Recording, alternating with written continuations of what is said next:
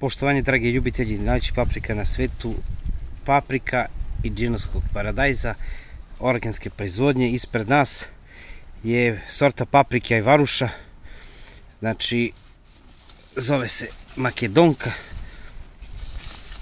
Ovako, znači to je paprika, ovako, znači u rodu stiže koji svaka Ajvaruša od 4 do 6 paprika.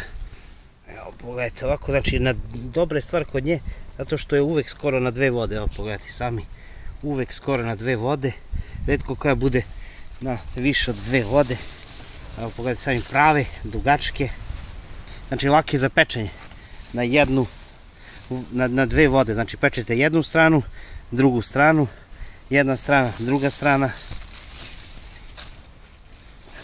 znači sve, kao što vidite, znači sve su na 2 vode.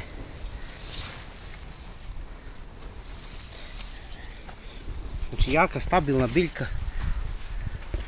Nemam veliki problem sa vršnom truleži. Evo ovako, sad ću da uzem jednu papriku, da vidimo u stvari kakva je. Berat ću jednu papriku, da vidimo debljinu zida. Dužina paprike 20 cm. Paprika znači na 2 vode. Znači na 2 vode je, kao što vidite sami. Debljina zida, evo sad ćete vidjeti sami.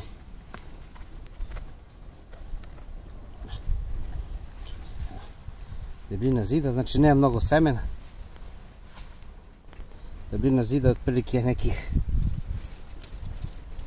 nekih 5 do 6 mm. Sve preporuke za sadnju stižu znači od 1 do 4 do 5 ploda. Makedonka Ajvaruša. Hvala puno. I veliki pozdrav od porodice Antić, ljutičari paprike i paradajz. Slatka paprika Morak.